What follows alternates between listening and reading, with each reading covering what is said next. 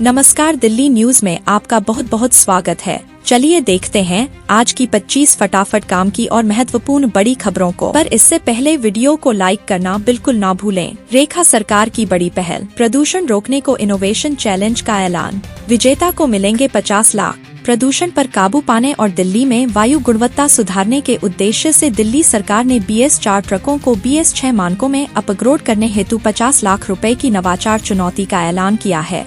यह पहल वायु गुणवत्ता प्रबंधन आयोग के निर्देशों के अनुरूप की गई। दिल्ली में आधार से जुड़ेगा पिंक पास, मुफ्त यात्रा की सुविधा में आएगी पारदर्शिता। दिल्ली सरकार की महत्वाकांक्षी योजना पिंक पास को लेकर बड़ा कदम उठाया गया। अब इस पास को आधार कार्ड से जोड़ा जाएगा, जिससे केवल पात्र महिलाएं ही बसेस में मुफ्त यात्रा कर पाएंगी। सरकार का मानना है कि इस फैसले से योजना में पारदर्शिता बढ़ेगी, फर्जीवाड़े पर लगाम लगेगी। रेखा गुप्ता ने फिल्म तनवीर द ग्रेट को किया टैक्स फ्री। दिल्ली की मुख्यमंत्री रेखा गुप्ता ने अनुपम खेर के निर्देशन में बनी फिल्म को राष्ट्रीय राजधानी दिल्ली में टैक्स फ्री कर दिया है। इस फिल्म का नाम तनवीर द ग्रेट है।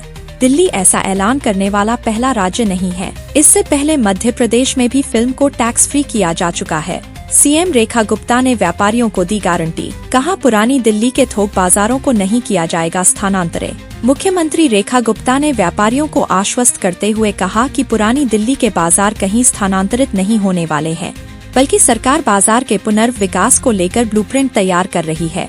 उन्होंने कहा कि दुकानें यहीं रहेंगी, इसी तरह कार्यालय और छोटे गोदाम भी रहेंगे, जबकि उनके सामान के स्टोरेज के लिए दिल्ली के बाहरी इलाकों में वेयर हाउस व बड़े गोदाम बनाए जाएंगे। दिल्ली को मिलने जा रहा और 34 आयुष्मान आरोग्य मंदिर, अब होगा इलाज पेपरलेस और टेक्नोलॉजी से लेस। राजधानी दिल्ली की स्वास्थ्य सेवाएं एक नए युग में प्रवेश करने जा रही हैं। दिल्ली सरकार आज एक साथ 34 आयुष्मान आरोग्य मंदिर, 8 जन औषधि केंद्र और अत्याधुनिक हॉस्पिटल इंफॉर्मेशन मैनेजमेंट सिस्टम का लोकार्पण करने जा रही है। यह लोकार्पण समारोह दिल्ली सचिवालय के ऑडिटोरियम में सुबह 10 बजे आयोजित किया जाएगा। दिल्ली वालों के लिए अलर्ट, घर में ही रहने की सलाह।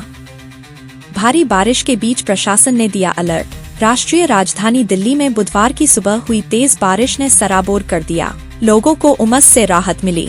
हालांकि इसकी वजह से जल जमाव और ट्रैफिक जाम ने लोगों के सामने मुश्किलें खड़ी कर दी। सुबह दफ्तर जाने वाले जूझते दिखे। इस बीच मौसम विभाग ने आने वाले घंटों के लिए रेड और ऑरेंज अलर्ट जारी किया। JNU में PhD दाखिले के लिए फिर बढ़ी पंजीकरण की तारीख, अब 28 जुलाई तक करें आवेदन।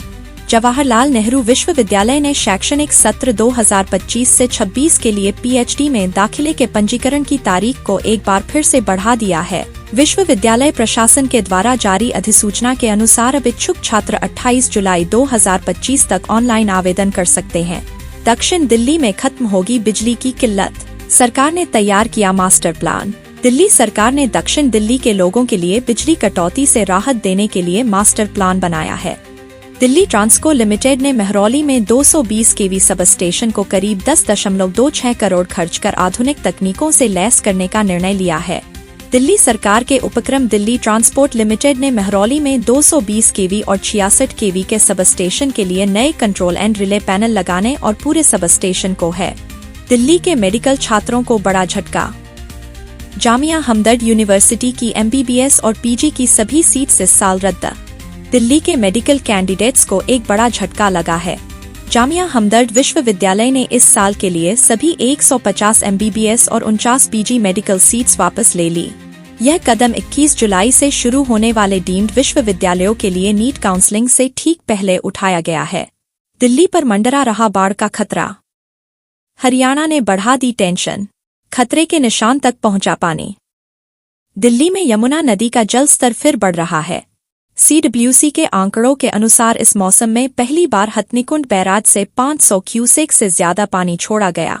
यह पानी 48 से 50 घंटों में दिल्ली पहुंचेगा, जिससे यमुना का जलस्तर अलर्ट मोड पर 204.5 मीटर के करीब पहुंच सकता है।